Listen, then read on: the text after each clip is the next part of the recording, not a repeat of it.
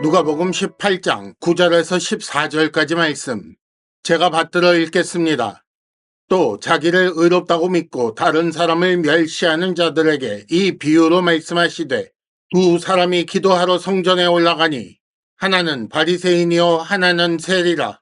바리새인은 서서 따로 기도하여 이르되 하나님이여, 나는 다른 사람들 곧 토색, 불의, 간음을 하는 자들과 같지 아니하고 이 세리와도 같지 아니함을 감사하나이다.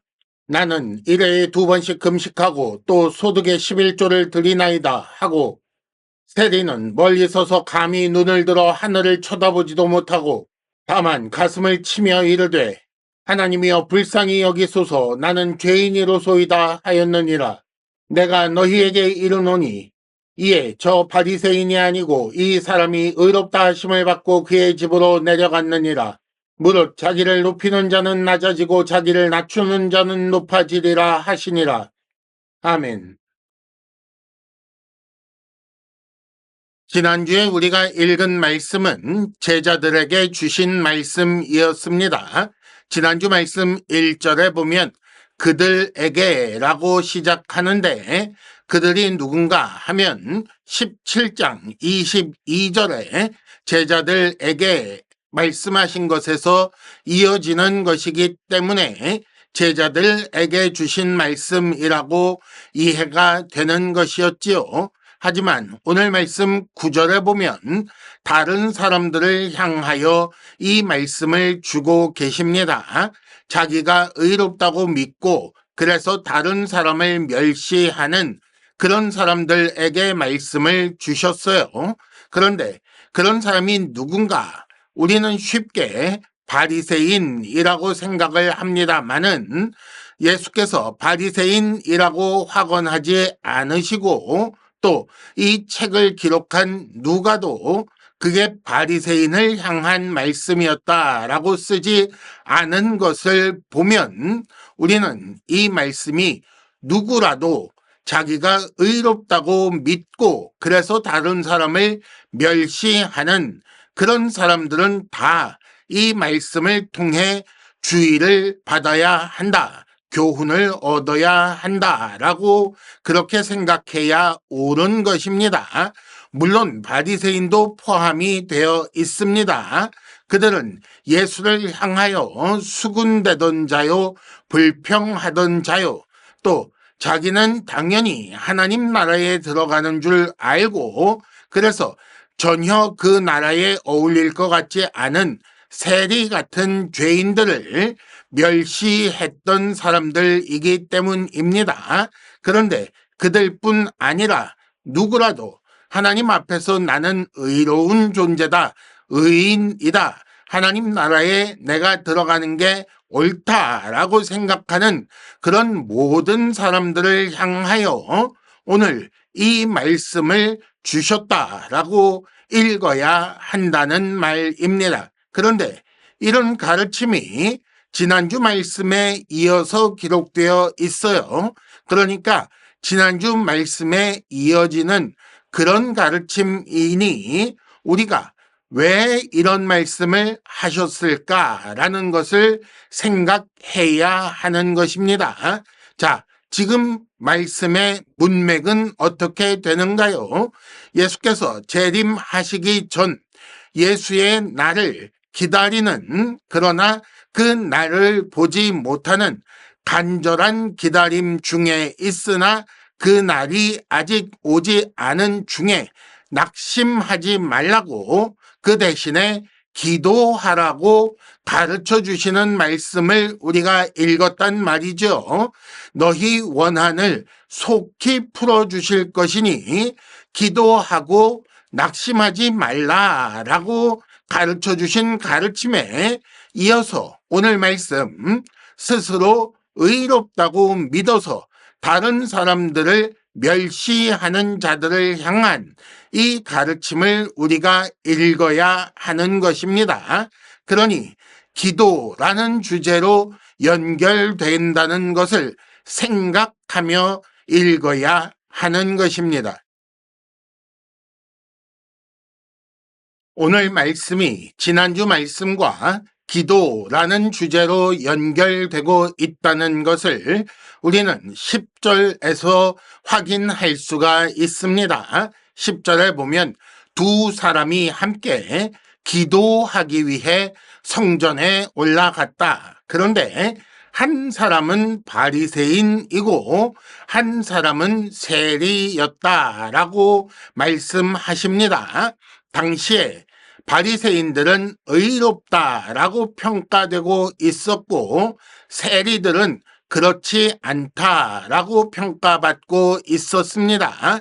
우리는 너무 익숙하게 어쩌면 당연히 바리새인이 자기 스스로 의롭다고 믿어 다른 사람을, 특히 세리를 멸시한다는 사실을 알고 있지만 처음 이 비유의 말씀을 듣던 그 자리에서는 10절 말씀을 들으면서 의로운 바리새인과 그렇지 못한 세리가 하필 같이 성전에 올라갔구나라고 생각하며 이 말씀을 듣게 되었을 것입니다. 그런데 그들 둘이 기도하러 성전에 올라갔다라고 나와 있습니다. 뭔가 하나님께 요청할 것이 있었던 것이지요. 성전이란 바로 그런 곳입니다. 하나님께서 계시는, 그리고 하나님께서 하나님의 백성과 만나 주시는 임마누엘의 상징 같은 곳이 성전이었던 거예요. 하나님은 무소부재하시니 언제 어디서 기도를 할지라도 다 들으시는 분이지만, 그러나 특별히 기도하기 위해 하나님께 요청할 것이 있을 때 성전을 찾아가는 그런 일이 있다는 것입니다. 이것을 앞의 이야기와 조금 연결하자면 하나님께서 재판장으로 계시는 그런 도시에 하필 그분이 재판장으로 계시는 바로 그 법정에 하나님께 요청할 것이 있어서 나섰다라고 할 수 있는 것입니다.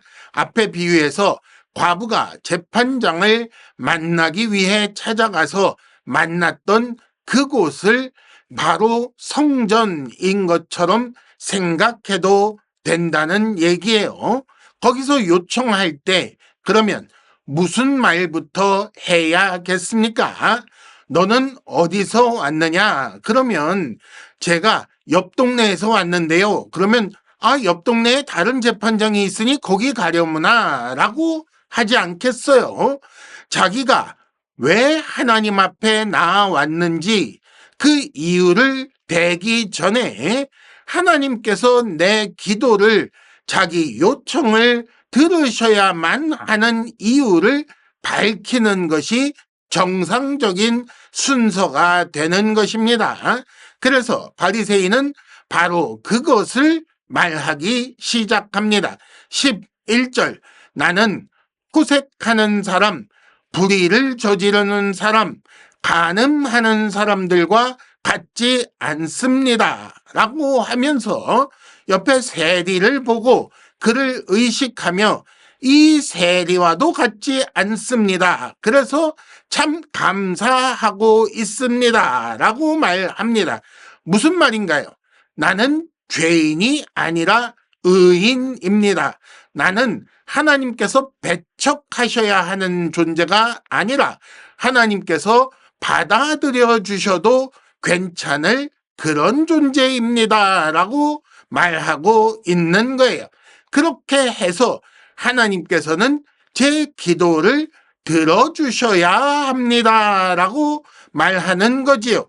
그뿐 아닙니다. 12절에 보면 일회에 2번씩 금식합니다. 일주일에 2번 금식하고 소득의 11조도 드립니다 라고 말합니다. 나는 그만큼 정결하고 거룩하며 경건의 의무를 다하고 있는 하나님의 착한 백성입니다. 나는 하나님 앞에서 해야 할 것을 다 하고 있는 사람입니다. 그러니 내 문제를 해결해 주십시오. 내 요청을 들어주셔야 합니다. 라고 말하는 것입니다. 사람 보기에는 문제가 없습니다. 옆에 있는 세리와 비교할 수 없는 칭찬받아 마땅한 종교인입니다. 단, 놓치기 쉬운, 그러나 큰 문제가 하나 있는데 11절 다시 보시면 나는 다른 사람과 같지 않습니다. 라고 말하고 있지요. 무슨 말입니까? 그의 정결, 거룩, 그의 경건, 이것은 다른 사람과 비교하여 상대적으로 괜찮다는 그런 말이 되는 것입니다. 자기가 의롭다고 믿는 근거가 그 기준이 다른 사람이지 하나님이 아니라는 것이고 하나님의 법을 기준으로 자신의 그 경건과 정결과 거룩을 평가할 실력이 안 된다는 것을 스스로 밝히고 있는 거예요. 외적인 조건을 보고 있는 사람의 한계입니다. 하지만 그 자리에 함께 나온 세리는 어떻습니까? 13절 멀리 서서 기도합니다. 하나님 앞에 차마 가까이 다가가지 못하고 있습니다. 그 두려워하는 마음이 겉으로 그렇게 드러난 것입니다. 감히 눈을 들어 하늘을 쳐다보지도 못합니다. 당당하지 못한 거지요. 자기 죄 때문에 부끄러워하고 있습니다. 다만 가슴을 치며 기도했습니다. 하나님 앞에 범죄하여 가까이 갈 수 없는 그런 자기 모습을 슬프고 안타까운 마음으로 바라보며 그렇게 죄 지은 과거의 자신을 미워하고 원망하는 마음이 그렇게 나타난 것일 것입니다. 성전에 왜 온다고요? 뭔가 하나님께 요청할 것이 있어서 온다고요. 그러나 자격이 없다는 걸 스스로도 너무 잘 아는 거지요. 그러니 기도하기 전까지 훨씬 더 망설였을 것입니다.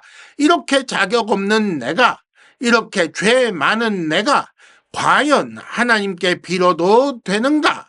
하나님께서 과연 들어주실 것인가? 라는 생각 때문에 그의 기도는 겨우 이렇게 합니다. 하나님, 불쌍히 여겨 주십시오. 나는 죄인입니다. 기도를 들어주셔야 할 이유를 밝히는 첫마디 말입니다. 바리새인은 나는 의인입니다. 그러니 들어주십시오. 라고 밝히는 그 자리에서 그는 나는 죄인입니다. 라고 말하면서 그렇게 구하고 있는 거예요. 존재 자체가 죄라고 말하고 있는 것입니다. 누구처럼 정결하지도 않고 누구처럼 거룩하지도 않고 누구처럼 경건하지도 않은, 그래서 도무지 하나님 앞에 나아올 만한 자격이 없는 존재입니다. 라고 밝히면서 시작하죠. 무슨 말입니까? 그러니 내 기도는 듣지 않으셔야 합니다. 라는 말인가요? 그렇지 않습니다. 세리의 기도를 보십시오. 불쌍히 여겨 주십시오.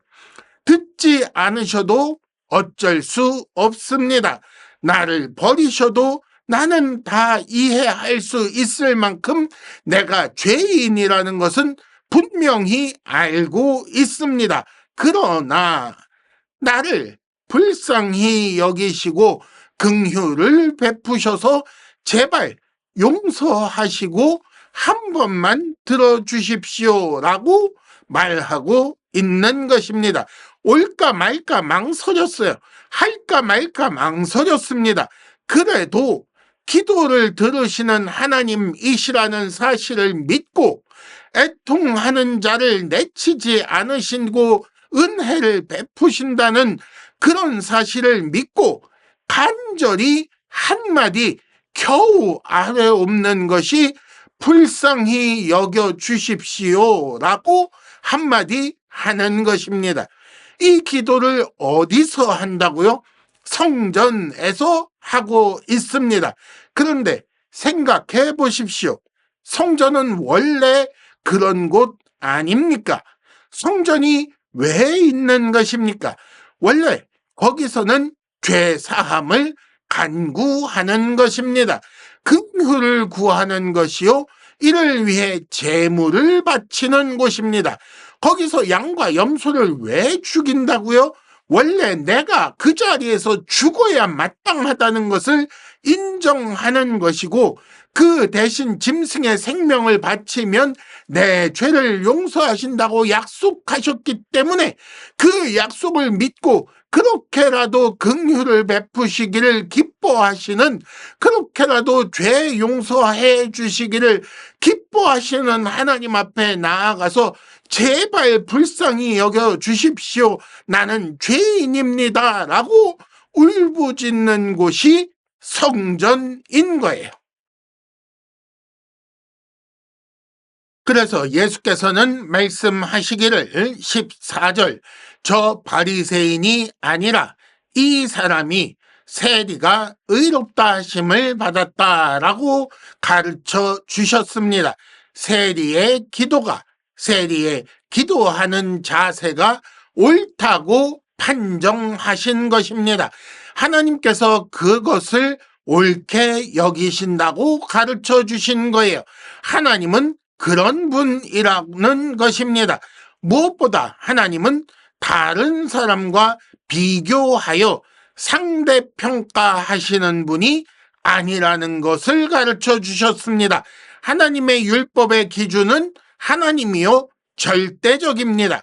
그러니 사실상 모든 사람은, 인류 전체는 하나님 앞에서 죄인인 거예요. 그러니 세리처럼 기도해야만 기도가 응답될 수 있다. 하나님께서 들으실 만한 기도를 할 수 있다고 가르쳐 주시는 거예요. 잘 보세요. 바리새인이 아니라 세리가 죄 용서받았다가 아닙니다. 물론 어쩌면 그것도 포함되겠지요.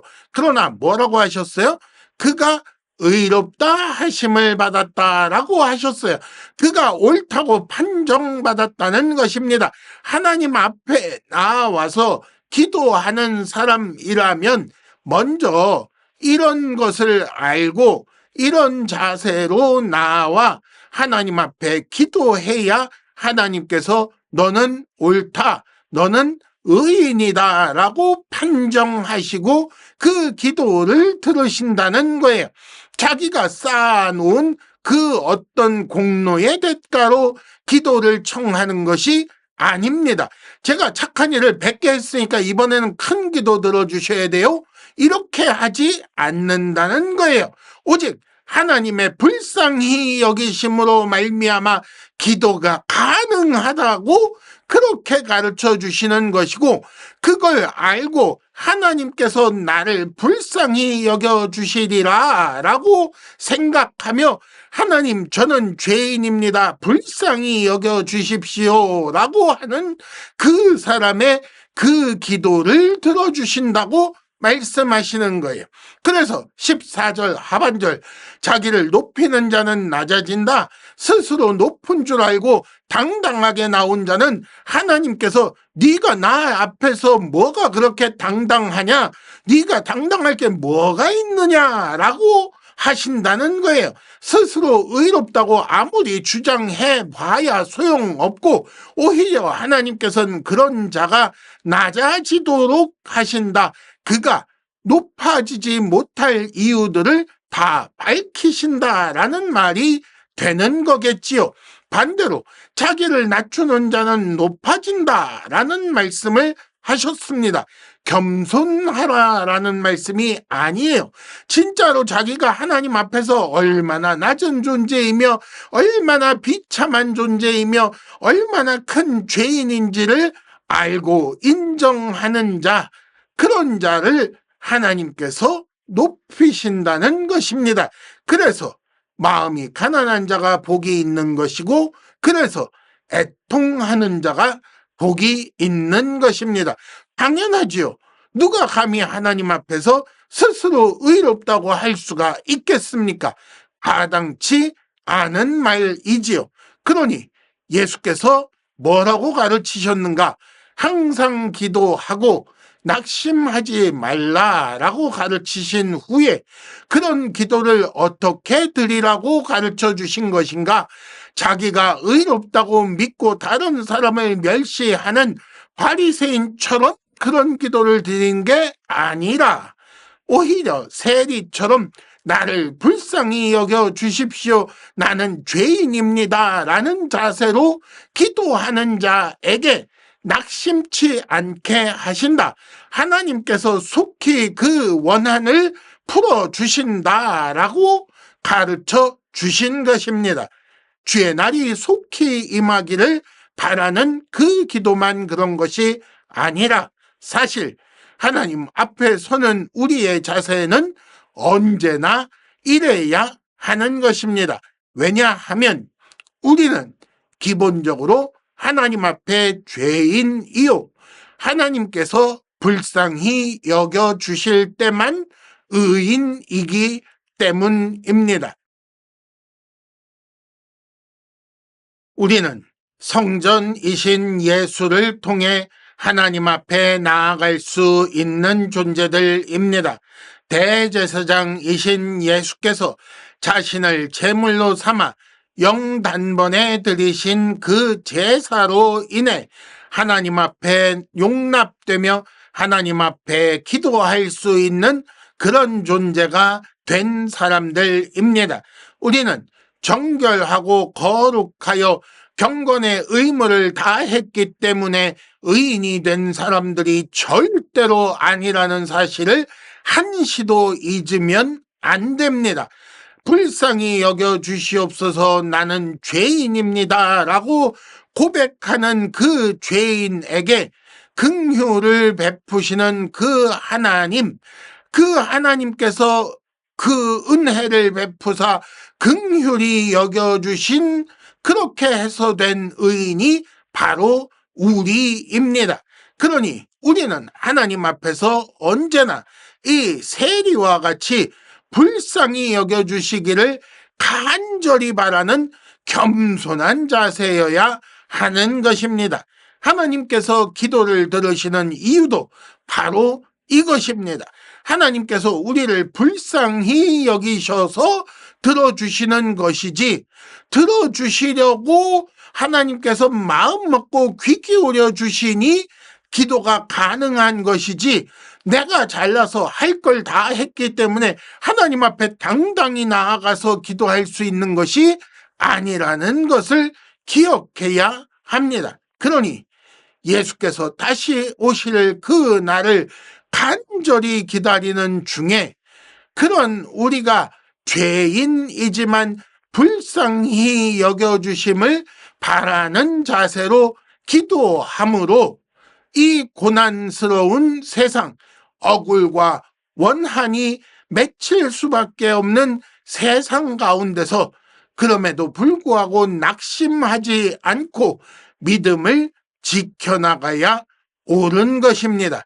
이렇게 하는 기도가 바로 의인의 기도입니다.